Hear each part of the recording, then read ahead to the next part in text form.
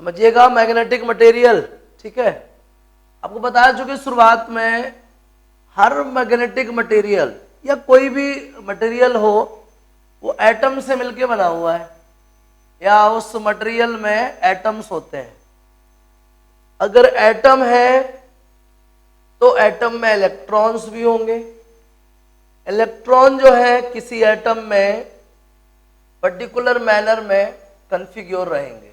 ठीक है, सिचुएशन ये कहती है कि वो जो इलेक्ट्रॉन्स है वो कुछ पर्टिकुलर ऑर्बिट्स में रोटेट होते हैं।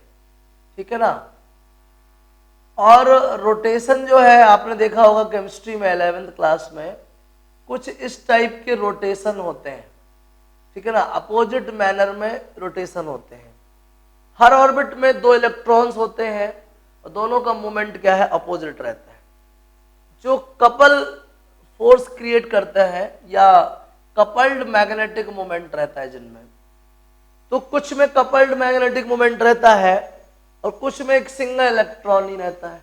ठीक है ना, इसमें सिर्फ एक स्पिन होता है और इसमें क्या है, कपल्ड मूवमेंट होता है। समझिएगा, तो कहने का मतलब ये हुआ कि कुछ इस टाइप के एटम होते हैं और कुछ में इस टाइप के एटम होते हैं। ये दोनों एटम अलग अलग कैरेक्टर शो करते हैं। बात समझिएगा, इसी के बेसिस पे तीन नाम दिए गए।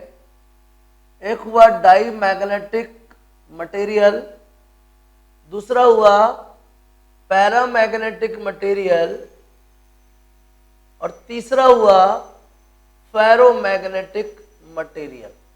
समझिएगा, डायमैग्नेटिक, पैरामैग्नेटिक और क्या, फेरोमैग्नेटिक। एक्चुअल में जो डायमैग्नेटिक है ये किसी मटेरियल का अपना इंट्रिंसिक कैरेक्टरिस्टिक है और पैरामैग्नेटिक जो है ये भी मटेरियल का कैरेक्टरिस्टिक है। फेरोमैग्नेटिक ये जो चीज है ये डिपेंड करती है एक्सटर्नल मैग्नेटिक फील्ड पे। समझिएगा ध्यान से, हुआ क्या, हम इस मटेरियल को कहीं किसी जगह पर रखते हैं, इसमें कैरेक्टर है डायमैग्नेटिक का, इसका एक इंट्रिंसिक प्रॉपर्टी है, किसकी वजह से, एटम में जो ऑर्बिट है, ऑर्बिट में प्रेजेंट जो इलेक्ट्रॉन्स हैं उनके कपल मूवमेंट की वजह से, कपल्ड मूवमेंट की वजह से एक कैरेक्टर डेवलप होता है, दैट इज डायमैग्नेटिज्म। इस टाइप के मटेरियल में ऑर्बिट में एक सिंगल इलेक्ट्रॉन होता है जो किसी पर्टिकुलर डायरेक्शन में स्पिन करता है। मान लीजिए तीन ऑर्बिट्स है, तीनों में सिंगल सिंगल इलेक्ट्रॉन्स हैं और ये पर्टिकुलर डायरेक्शन में क्या करते हैं, स्पिन करते हैं। Due to the spin of electron in this atom या एटम्स ऑफ द मटेरियल, है ना, शोज द पैरामैग्नेटिक प्रॉपर्टी। और ये एक फेरोमैग्नेटिक है जिसमें मटेरियल के अंदर डोमेन फॉर्मेशन होता है। क्या होता है, डोमेन फॉर्मेशन होता है। अब एक मटेरियल में बहुत सारे डोमेन बनते हैं और हर डोमेन अपनी अलग अलग डायरेक्शन में होता है। ठीक है, जैसे ही हम डायमैग्नेटिक मटेरियल में मैग्नेटिक फील्ड अप्लाई करते हैं, एक्सटर्नल मैग्नेटिक फील्ड अप्लाई करते हैं, जैसे ही हम एक्सटर्नल मैग्नेटिक फील्ड अप्लाई करते हैं तो जो इसका मैग्नेटिज्म है, ठीक है ना, या जो इसके इलेक्ट्रॉन्स है या इलेक्ट्रॉन्स का मूवमेंट है, वो फील्ड के अकॉर्डिंग अपने आप को अलाइन करने लगते हैं और उनके उस अलाइन करने की वजह से अपोजिट डायरेक्शन में वो बहुत ही फिजिबल अमाउंट से क्या होने लगते हैं, रिपेल होते हैं।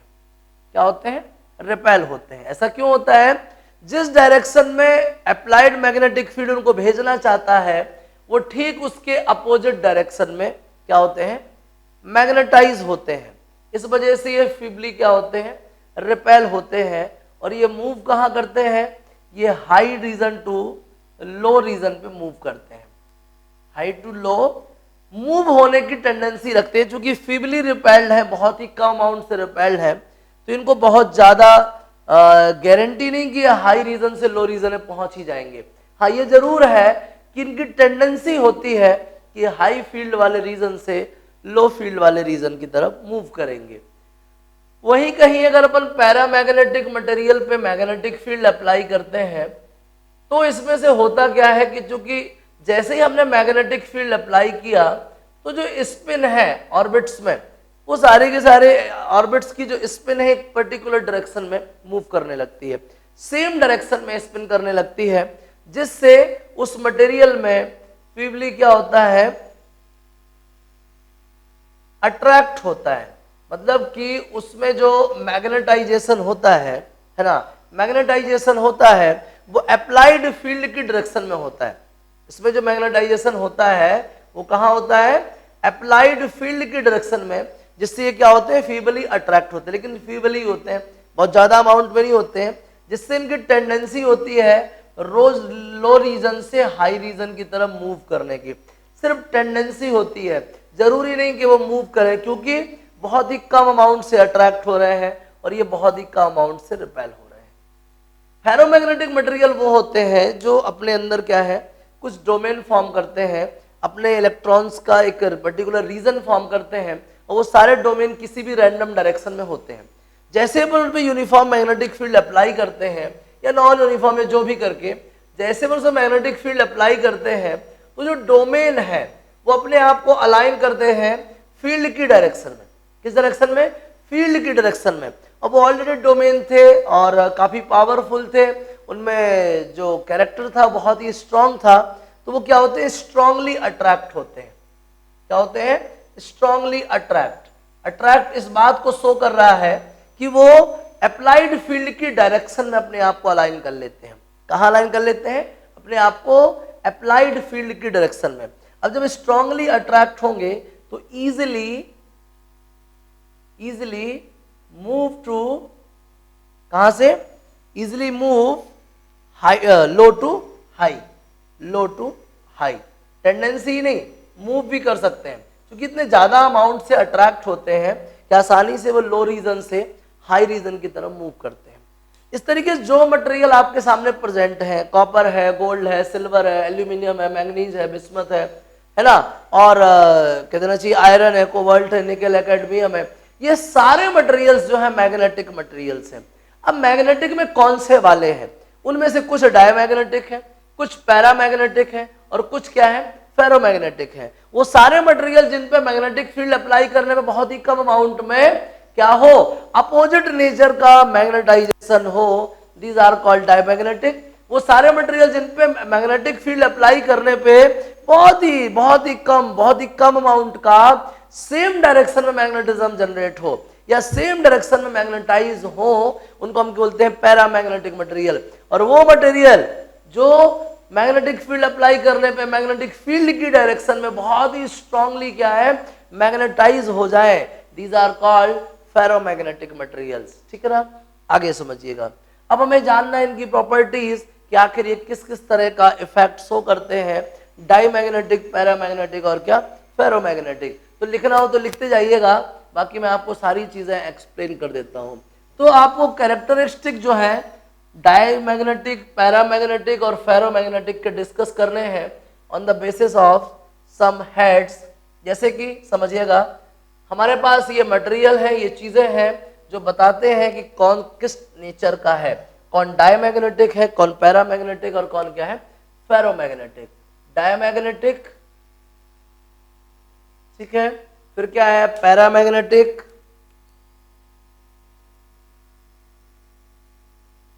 और फिर क्या है, फेरोमैग्नेटिक।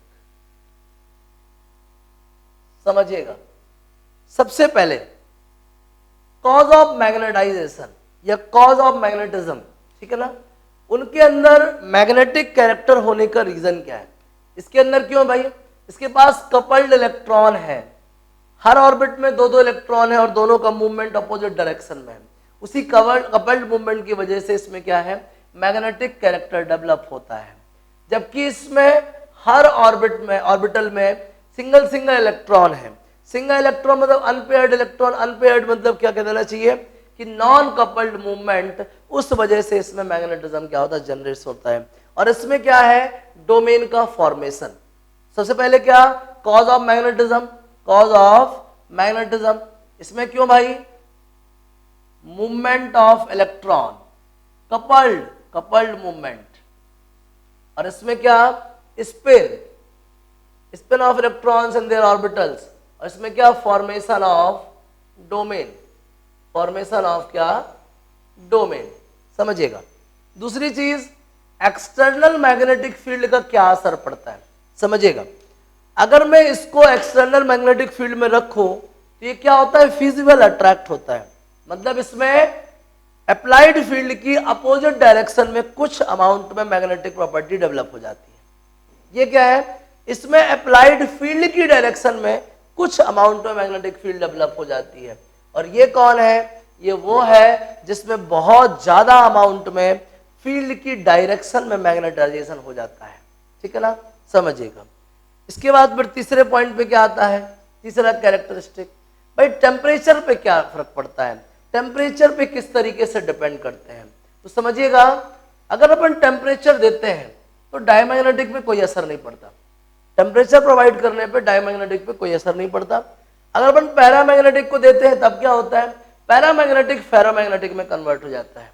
और अगर फेरोमैग्नेटिक को देते हैं तो क्या होता है, फेरोमैग्नेटिक भी क्या है, टेम्परेचर के इनवर्सली प्रोपोर्शनल है, और पैरामैग्नेटिक भी टेम्परेचर के इनवर्सली प्रोपोर्शनल है। डायमैग्नेटिक पे टेम्परेचर का कोई असर नहीं पड़ता है, और पैरामैग्नेटिक क्या है, क्या बताइए, इनवर्सली प्रोपोर्शनल टू द क्या, temperature, inversely proportional to the क्या, टेम्परेचर। और फेरोमैग्नेटिक क्या है, ये भी इनवर्सली प्रोपोर्शनल टू द क्या है, टेम्परेचर है। आया समझ में, चलिए आगे नोटिस कीजिएगा। इसके बाद आता है ससेप्टिबिलिटी, क्या आती है, ससेप्टिबिलिटी। ससेप्टिबिलिटी पे क्या असर पड़ता है, याद रखें डायमैग्नेटिक के लिए ससेप्टिबिलिटी बहुत ही कम होती है, बट नेगेटिव होती है। क्या होती है, नेगेटिव होती है, समझिएगा, क्या होती है, नेगेटिव। पैरामैग्नेटिक के लिए क्या है, इसके लिए भी कम होती है, बट कैसी होती है, पॉजिटिव होती है। कैसी होती है, पॉजिटिव।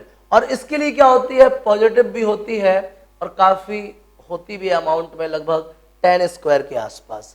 समझ रहे हैं कि नहीं समझ रहे, cause of magnetism, presence of external field, effect of temperature, effect of क्या, वैल्यू ऑफ क्या, जाई, मैग्नेटिक ससेप्टिबिलिटी। समझ रहे हैं बात को। इसके बाद आता है मैग्नेटिक परमेबिलिटी, क्या आता है, परमेबिलिटी। तो रिलेटिव परमेबिलिटी की अगर अपन बात करें तो इसमें क्या है, एक से छोटा होता है, क्या होता है, एक से छोटा। इसकी बात करें तो भाई एक से बड़ा होता है, और इसकी बात करें तो मुझे लगता है अप्रोक्सीमेटली कितना है, ये भी 100 होता है। समझ रहे हैं ना। डाईमैग्नेटिक की magnetic permeability smaller than 1, paramagnetic की ग्रेटर देन 1, और फेरोमैग्नेटिक की अप्रोक्सीमेटली क्या, 100। इस पर टेम्परेचर का कोई असर नहीं पड़ता, इस पर टेम्परेचर का असर पड़ता है, इनवर्सली प्रोपोर्शनल होता है, और ये भी इनवर्सली प्रोपोर्शनल होता है। ये अकॉर्डिंग टू क्यूरी लॉ, और ये अकॉर्डिंग टू क्या, क्यूरी-वेस लॉ, क्या, क्यूरी-वीज लॉ, सॉरी क्यूरी-वीज लॉ। समझिए आगे। इसके बाद क्या आता है, इफेक्ट ऑफ एच। एच मतलब intensity of applied magnetic field, effect of क्या, एच। एच मतलब क्या, intensity of applied magnetic field. Applied magnetic field का तीनों पे कोई असर नहीं पड़ता, चाहे वो डाईमैग्नेटिक हो, चाहे पैरामैग्नेटिक, चाहे फेरोमैग्नेटिक, अप्लाइड फील्ड का कोई असर नहीं पड़ता। फिर यार आई की क्या कंडीशन है, आई का क्या है, आई मतलब क्या, इंटेंसिटी ऑफ मैग्नेटाइजेशन। तो जो इसमें मैग्नेटिज्म डेवलप होता है वो अप्लाइड फील्ड के अपोजिट होता है, जो इसमें डेवलप होता है वो अप्लाइड फील्ड की डायरेक्शन में होता है, और जो इस पे होता है वो अप्लाइड फील्ड की डायरेक्शन में बहुत ही स्ट्रांगली होता है। तो जो आई की वैल्यू है डाईमैग्नेटिक फील्ड में, वो फील्ड की अपोजिट डायरेक्शन में बहुत ही कम होती है। जो आई की वैल्यू, आई क्या है, इंटेंसिटी ऑफ मैग्नेटाइजेशन। तो इंटेंसिटी ऑफ मैग्नेटाइजेशन डाईमैग्नेटिक के लिए बहुत ही कम होती है, बट अप्लाइड फील्ड की अपोजिट डायरेक्शन में होती है। पैरामैग्नेटिक के लिए भी बहुत कम होती है, लेकिन अप्लाइड फील्ड की डायरेक्शन में होती है। और फेरोमैग्नेटिक के लिए बहुत ज्यादा होती है, और अप्लाइड फील्ड की डायरेक्शन में होती है। फिर आता है आईएच कर्व, क्या आता है, आईएच कर्व। तो खुद ही आप समझ सकते हैं, मैं ये आईएच कर्व बना रहा हूं, D for diamagnetic, P for paramagnetic, और एफ फॉर फेरोमैग्नेटिक। ये अगर मैं एच प्रोवाइड करूं तो आई में क्या चेंज आएगा, एच प्रोवाइड करूं तो आई में क्या चेंज आएगा, एच प्रोवाइड करूं तो आई में क्या चेंज आएगा। एच अप्लाइड मैग्नेटिक फील्ड है, और आई क्या है, मैग्नेटाइज्ड फील्ड है। तो बात को समझिएगा। अगर अपन डाईमैग्नेटिक की बात करें तो डाईमैग्नेटिक में क्या हुआ था, अगर आप कोई फील्ड अप्लाई करते हैं तो ये मैग्नेटाइज होता है, बट अपोजिट डायरेक्शन में। ये देख लीजिए आप, अगर आप H का वैल्यू बढ़ाते हो तो I का वैल्यू क्या होता जा रहा है, नेगेटिव होता जा रहा है, नेगेटिव डायरेक्शन में बढ़ रहा है, अपोजिट डायरेक्शन में बढ़ रहा है। अगर अपन पैरामैग्नेटिक की बात करते हैं तो बढ़ता है, बहुत ही कम अमाउंट बढ़ता है, लेकिन वहीं कहीं अगर अपन फेरोमैग्नेटिक की बात करते हैं तो बहुत ज्यादा अमाउंट में बढ़ता है। आ गया समझ में? ये क्या है, IH कर्व्स है। क्या है ये, IH कर्व्स, जो बताता है किस तरीके से H के हिसाब से I में वेरिएशन देखने को मिलता है डाईमैग्नेटिक, पैरामैग्नेटिक और फेरोमैग्नेटिक मटेरियल के लिए। समझ में आ रही है चीज की नहीं आ रही है? चलिए आगे समझिएगा। इसके बाद क्या होगा, ससेप्टिबिलिटी भी हो गई, टेम्परेचर भी हो गया, टेम्परेचर पे डिपेंड नहीं कर रहा है, आई भी हो गया, एच भी हो गया, और आखिरी में आता है कि ये कौन से वाले मटेरियल होते हैं। तो वो मटेरियल जिनमें इवन नंबर ऑफ इलेक्ट्रॉन्स हो या हर ऑर्बिटल में कपल्ड इलेक्ट्रॉन्स हो वो डाईमैग्नेटिक मटेरियल कहलाते हैं। वो मटेरियल्स जिनमें क्या हो, बिना एक्सटर्नल मैग्नेटिक फील्ड के भी किसी मैग्नेटिक मटेरियल को अट्रैक्ट रिपेल करने की या अट्रैक्ट करने की टेंडेंसी होती है, दीज आर फेरोमैग्नेटिक। और वो मटेरियल जिनमें ऑड नंबर ऑफ इलेक्ट्रॉन्स या अनपेयर्ड ऑर्बिट्स होते हैं या अनपेयर्ड इलेक्ट्रॉन्स इन ऑर्बिट होते हैं वो कहलाते हैं पैरामैग्नेटिक।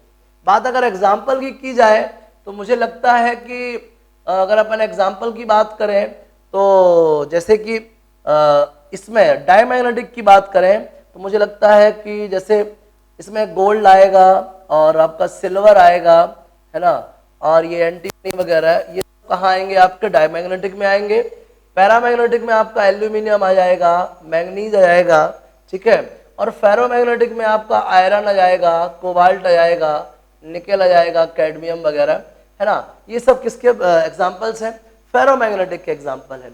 तो इस तरीके से ये प्रॉपर्टीज आपको बहुत हेल्प करेंगी ये पता लगाने में कौन डाईमैग्नेटिक है, कौन पैरामैग्नेटिक और कौन फेरोमैग्नेटिक है। तो आपने पहचान लिया होगा, डाईमैग्नेटिक इनडायरेक्टली क्या है, आपके मैग्नेटिज्म का अपोज करता है, पैरामैग्नेटिक सपोर्ट करता है, लेकिन दोनों क्या है, बहुत ही स्मॉल अमाउंट से करते हैं, और फेरोमैग्नेटिक सपोर्ट करता है, ये मैग्नेटिक फील्ड अप्लाई करने पे हाईली मैग्नेटाइज हो जाता है, और ये दोनों फीबली मैग्नेटाइज होते हैं। ये अपोजिट डायरेक्शन में होता है और ये अप्लाइड फील्ड की डायरेक्शन में होता है। आगे समझ में, तीनों के आपको कॉज ऑफ मैग्नेटाइजेशन पता है, तीनों पे आपको टेम्परेचर का असर पता है ना।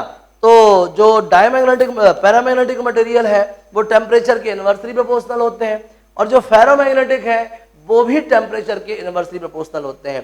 पैरामैग्नेटिक वाले को क्यूरी लॉ बोलते हैं और उसको क्यूरी-वीज लॉ बोलते हैं, पढ़ाते हैं उस चीज को बताते हैं, ठीक है। ससेप्टिबिलिटी पे क्या असर पड़ता है वो भी आपको बता दिया गया, इसके लिए बहुत कम होती है, नेगेटिव होती है, इसके लिए बहुत कम होती है बट पॉजिटिव होती है, इसके लिए बहुत ही ज्यादा होती है। रिलेटिव परमेबिलिटी बता दिया गया है, ठीक है ना, और साथ ही साथ आपके ऊपर क्या बता दिया गया, IH कर्व्स भी बता दिए हैं। तो ये सारी चीजें मुझे लगता है आपको क्लियर हो गई होंगी, और जो भी आपको डाउट है मुझे वापस से बोलिएगा। अब आगे देख लीजिए क्यूरी लॉ। क्या है भाई क्यूरी लॉ, क्या कहता है, according to the Curie law एक टेम्परेचर, जैसे पैरामैग्नेटिक मटेरियल है कोई, पैरामैग्नेटिक मटेरियल जो है, तो पैरामैग्नेटिक मटेरियल की जो ससेप्टिबिलिटी है वो क्या करती है, इनवर्सली प्रोपोर्शनल टू टेम्परेचर होती है, ठीक है ना।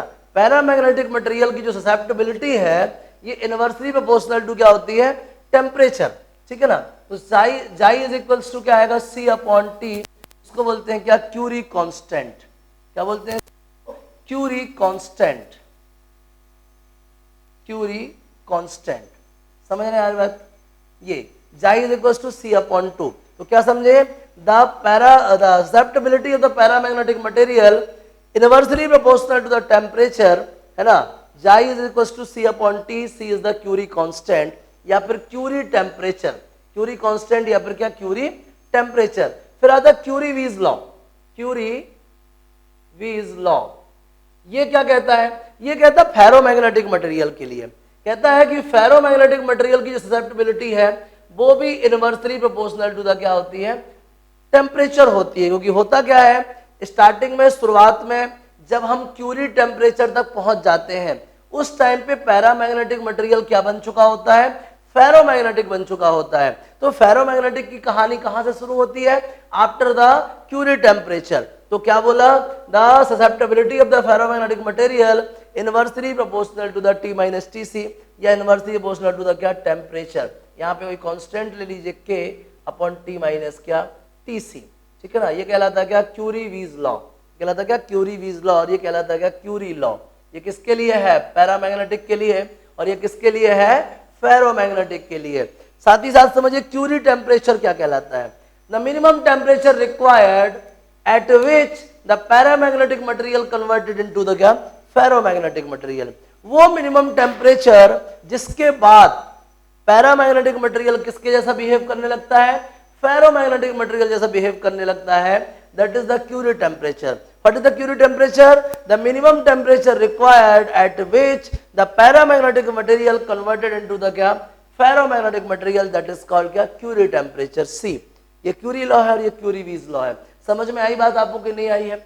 मैग्नेटिक मटेरियल की प्रॉपर्टीज भी क्लियर हो गई आपके सामने, सारे हेड्स पे मैंने आपको क्लियर कर दी, ठीक है। चाहे वो ससेप्टिबिलिटी हो, चाहे वो टेम्परेचर हो, चाहे वो H हो, चाहे वो I हो, चाहे वो IH कर्व हो, चाहे एग्जाम्पल हो। बढ़िया बुक रीड करिए, जो भी डाउट है मुझे कॉल मैसेज करिए। क्लियर है ना? नोट कर लीजिए प्लीज इसको। समझिएगा, एक और प्रॉपर्टी बताने जा रहे हैं मैग्नेटिक मटेरियल्स की, हिस्टैरिसिस, ठीक है ना। समझिएगा हिस्टैरिसिस, आपने पहले कभी हिस्टैरिसिस लूप सुना होगा शायद, मुझे लगता है आपने हीट चैप्टर में प्रॉपर्टीज ऑफ या थर्मल प्रॉपर्टी ऑफ मटेरियल में आपने हिस्टैरिसिस और हिस्टैरिसिस लूप सुना होगा। आपको याद हो शायद आपने चिंगम खाई होगी, चिंगम को जैसे कि जो चिंगम है खाने के बाद जब वो एकदम बिल्कुल लचीली हो जाती है, कुछ लोग हाथ से पकड़ उसे खींचते हैं, हाथ से पकड़ के खींचते हैं तो वो लगातार एक्सटेंड होती चली जाती है, लगातार एक्सटेंड होती चली जाती है, ठीक है ना। हमने उस पर फोर्स अप्लाई करा तो वो चिंगम जो है कंटिन्यूसली एक्सटेंड हो रही है। अगर हम उसको छोड़ दें तो वो अपनी इनिशियल सिचुएशन को रिगेन करती है, लेकिन हमारे फोर्स रिमूव करने पे वो रिगेन करके अपनी इनिशियल सिचुएशन पे नहीं पहुंच पाती। हमने क्या बोला? इनिशियली जब फोर्स अप्लाई करते हैं वो एक्सटेंड होती है, फोर्स रिमूव करते हैं तो वो कॉन्ट्रैक्ट होने की कोशिश करती है, लेकिन कुछ ही अमाउंट कॉन्ट्रैक्ट होता है, वो कंप्लीटली अपने इनिशियल सिचुएशन पे नहीं पहुंचती। वही कहानी यहाँ पे हिस्टैरिसिस को लेके है। एक्चुअल में होता क्या है, हमको बहुत अच्छे से मालूम है कि जब भी हम किसी मटेरियल में H अप्लाई करते हैं, H मतलब magnetising field, magnetising field apply करते हैं तो हमको मैग्नेटाइजेशन देखने को मिलता है। क्या देखने को मिलता है हमको? मैग्नेटाइजेशन मतलब I।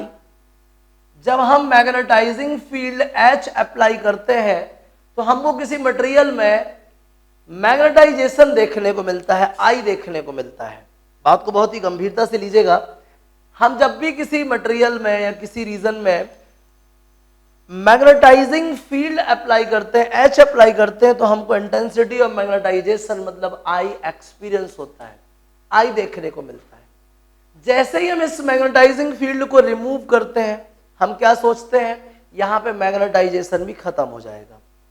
हमने फील्ड अप्लाई करा, मटेरियल मैग्नेटाइज हो गया, हमने फील्ड रिमूव कर दिया, मटेरियल डीमैग्नेटाइज हो जाना चाहिए, लेकिन ऐसा नहीं है। चिंगम जैसा ही रोल है, जैसे ही आपने उसको H बढ़ाया या उसको आपने यहां तक मैग्नेटाइज किया या यहां तक आपने उसको मैग्नेटाइजिंग फील्ड प्रोवाइड करा, तो वो यहां तक क्या हो गया? मैग्नेटाइज हो गया। क्या हो गया? मैग्नेटाइज हो गया। ये I की वैल्यू है। आपने उसको मैग्नेटाइजिंग फील्ड प्रोवाइड कराया और वो अपने से मैक्सिमम लेवल तक मैग्नेटाइज हो गया। इसको बोलते हैं सैचुरेशन पॉइंट। क्या बोलते हैं? Saturation point. अब मैंने जो है उसको जीरो मैग्नेटाइजिंग फील्ड पे पहुंचा दिया, मतलब कि मैग्नेटाइजिंग फील्ड को रिमूव कर दिया, मतलब इसको डीमैग्नेटाइज हो जाना चाहिए, लेकिन नहीं, ये थोड़ा सा बचा रहा। भले ही आपने मैग्नेटाइजिंग फील्ड हटा दिया, लेकिन ये अभी भी थोड़ा सा मैग्नेटाइज्ड है। अगर मैं इसको A बोलूं, इसको B बोलूं, तो ये क्या बन गया? C। अभी भी ये OC तक मैग्नेटाइज्ड है, जबकि हमने मैग्नेटाइजिंग फील्ड रिमूव कर दिया है। इस मटेरियल को बोलते हैं रेसिजुअल मैग्नेटिज्म। क्या बोलते हैं? रेसिजुअल मैग्नेटिज्म या रिटेंटिविटी बोलते हैं। क्या बोलते हैं इसको? हमने मैग्नेटिक फील्ड हटा दिया, उसके बाद भी मटेरियल अभी मैग्नेटाइज है, अभी वो कंप्लीटली डीमैग्नेटाइज नहीं हुआ है। ये जो अमाउंट है ना, ये जो अमाउंट ये होल्ड करता है मटेरियल, इसको बोलते हैं इसकी रेसिजुअल मैग्नेटिज्म बोलते हैं। क्या बोलते हैं? रेसिजुअल मैग्नेटिज्म या रिटेंटिविटी बोलते हैं। क्या बोलते हैं? रिटेंटिविटी बोलते हैं। मैंने H डिक्रीज तो करा, अब मैं H को अपोजिट डायरेक्शन में बढ़ा रहा हूं। जब मैंने अपोजिट डायरेक्शन में बढ़ाया तो यहां पे आके जो ये मटेरियल है ये कंप्लीटली डीमैग्नेटाइज हो गया। क्या हो गया? कंप्लीटली डीमैग्नेटाइज हो गया। ठीक है, मैंने थोड़ा इसको और बढ़ाया, अपोजिट डायरेक्शन में और बढ़ाया, तो ये अपोजिट डायरेक्शन में क्या हो गया? मैग्नेटाइज हो गया। क्या हो गया? ये अपोजिट डायरेक्शन में मैग्नेटाइज हो गया। क्या हो गया? ये अपोजिट डायरेक्शन में मैग्नेटाइज हो गया। अब मैंने H को रिवर्स करना स्टार्ट किया और मैंने 0 पे पहुंचा दिया, तो अभी भी ये मैग्नेटाइज है, अभी भी ये मैग्नेटाइज है, अपोजिट डायरेक्शन में है लेकिन हाँ थोड़ा सा है। अब मैंने पॉजिटिव डायरेक्शन में मूव करना शुरू किया। जब मैंने पॉजिटिव डायरेक्शन में मूव करना शुरू किया और मैं इधर पहुंचा तो ये वापस से क्या हो गया? I की वैल्यू 0 हो गई। क्या हो गई? 0 हो गई। मतलब यहां पे आके कंप्लीटली क्या हो जाएगा? डीमैग्नेटाइज हो गया। क्या हो गया? कंप्लीटली डीमैग्नेटाइज हो गया। बात को समझिएगा, हम इस पॉइंट की बात करते हैं। हमने यहां तक मैग्नेटाइज किया तो मटेरियल मैक्सिमम मैग्नेटाइज हो गया। फिर हम यहां पे हैं तो ये क्या हो गया? डीमैग्नेटाइज हो गया यहां तक। फिर हमने इसको नेगेटिव डायरेक्शन में बढ़ाया तो वो यहां पहुंच गया। हमने इसको और बढ़ाया तो ये यहां पहुंच गया। हमने कम किया तो ये यहां पहुंच गया। हमने और बढ़ाया तो ये 0 हो गया। समझ रहे हैं बात को? क्लियर हुआ? ऐसे समझ लीजिए।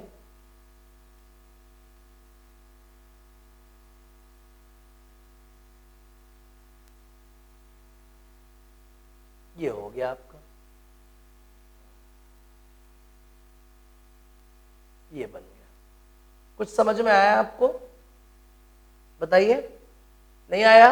नोटिस कीजिएगा, इनिशियली आपने उसको मैग्नेटिक फील्ड प्रोवाइड करा, यहां तक प्रोवाइड करा, मटेरियल जो है मैक्सिमम मैग्नेटाइज हो गया और अपने सैचुरेशन लेवल पे पहुंच गया। आपने मैग्नेटिक फील्ड रिमूव कर दिया, मतलब H का वैल्यू 0 कर दिया, तो ये जो मटेरियल है वो यहां तक मैग्नेटाइज्ड बचा, कंप्लीटली डीमैग्नेटाइज नहीं हुआ, अभी यहां तक बचा है। That is the retentivity of the material या फिर रेसिजुअल मैग्नेटिज्म। हमने H को अपोजिट डायरेक्शन में बढ़ाया तब जाके ये कंप्लीटली डीमैग्नेटाइज हुआ। जिस वैल्यू पे अपोजिट डायरेक्शन पे आने पे ये क्या होता है? क्या होता है? ये कंप्लीटली डीमैग्नेटाइज होता है। इस वैल्यू को बोलते हैं कोएर्सिविटी। क्या बोलते हैं? कोएर्सिविटी बोलते हैं। क्या बोलते हैं? कोएर्सिविटी। ये अप्लाइड मैग्नेटिक फील्ड की वो वैल्यू जहां पे आके मटेरियल कंप्लीटली डीमैग्नेटाइज हो जाता है, that value is known as coercivity. और कोएर्सिविटी ये बात को डिस्क्राइब करती है कि जो आपका मटेरियल है वो सॉफ्ट मटेरियल है या हार्ड मटेरियल है। ठीक है ना? हार्ड मटेरियल और सॉफ्ट मटेरियल की जो पहचान है वो किसके बेसिस पे हो रही है? कोएर्सिविटी के बेसिस पे हो रही है। किसके बेसिस पे हो रही है? कोएर्सिविटी के बेसिस पे। अगर लो कोएर्सिविटी है तो इसका मतलब है कि वो हार्ड मटेरियल है, अगर हाई कोएर्सिविटी है तो इसका मतलब है कि वो सॉफ्ट मटेरियल है। समझिएगा ध्यान से। इसके बाद होता क्या है, मैंने इसको और ज्यादा एक्सटेंड किया अपोजिट डायरेक्शन में, तो ये अपोजिट डायरेक्शन में सैचुरेशन लेवल तक मैग्नेटाइज हुई, अपोजिट डायरेक्शन में सैचुरेशन लेवल तक मैग्नेटाइज हुई। मैंने वापस से इसको रिमूव कर दिया तो ये वापस से डीमैग्नेटाइज हुई, लेकिन फिर भी इतना है। ये क्या है? इसकी मैग्नेटिक रेसिजुअल या रिटेंटिविटी। फिर मैंने H को वापस से इंक्रीज किया। जब मैंने H को यहां तक इंक्रीज किया तो वापस से कंप्लीटली डीमैग्नेटाइज हो गया, कंप्लीटली डीमैग्नेटाइज हो गया। पूरा प्रोसेस मैग्नेटाइजेशन से लेके कंप्लीट डीमैग्नेटाइजेशन के बीच में जब ग्राफ ड्रॉ किया तो हमको एक लूप फॉर्म हुई। इसी लूप को बोलते हैं हिस्टैरिसीस लूप। क्या बोलते हैं?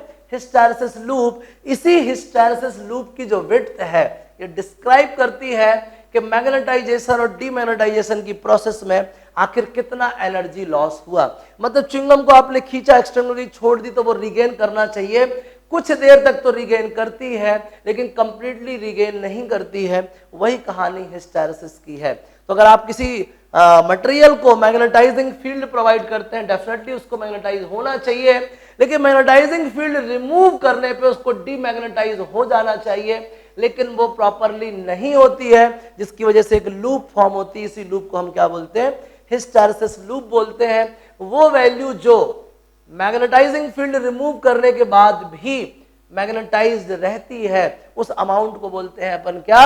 रिटेंटिविटी, या फिर क्या बोलते हैं? Residual magnetism. एच की वो वैल्यू जिसपे ये जो मटेरियल है वो कंप्लीटली डीमैग्नेटाइज हो जाता है, उसको बोलते हैं कोएर्सिविटी। कोएर्सिविटी मेन फैक्टर सॉफ्ट आयरन या सॉफ्ट मैग्नेटिक मटेरियल और हार्ड मैग्नेटिक मटेरियल को डिस्क्राइब करने के लिए करता है। समझ में आ गया? इसी तरीके से आपको इस हिस्टैरिसीस की हेल्प से क्या बताना है?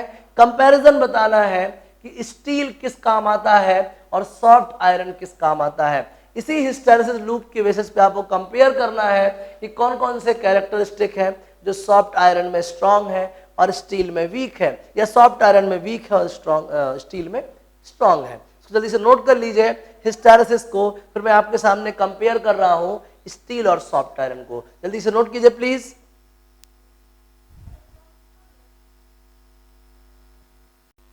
देखिए जैसे सॉफ्ट आयरन, ठीक है ना, सॉफ्ट आयरन, और दूसरा क्या? स्टील। सबसे पहले अपन के हिस्टैरिसीस देखिए, हिस्टैरिसीस लूप फॉर्म करते हैं, ठीक है, ठीक है। ये हिस्टैरिसीस लूप है दोनों की। ये स्टील का देख लीजिए,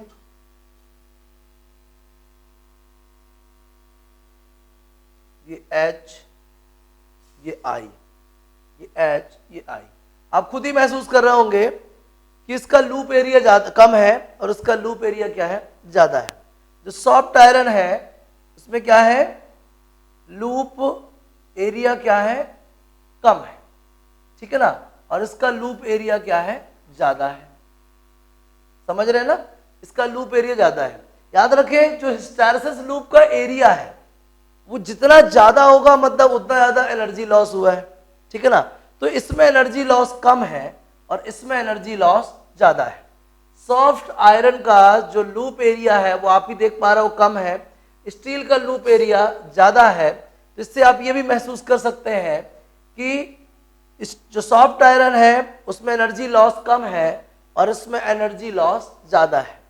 मतलब इसमें आसानी से हम मैग्नेटाइज कर सकते हैं और डीमैग्नेटाइज कर सकते हैं, जबकि इसमें आसानी से मैग्नेटाइज और डीमैग्नेटाइज नहीं कर सकते हैं।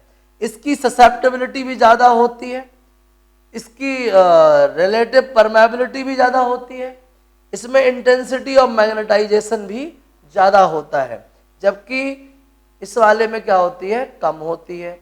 समझ रहे हैं बात को? क्या देखा आपने? ये सॉफ्ट आयरन है और ये क्या है? स्टील है। ये सॉफ्ट आयरन है और ये क्या है? स्टील है। ये सॉफ्ट आयरन है और ये क्या है? स्टील है।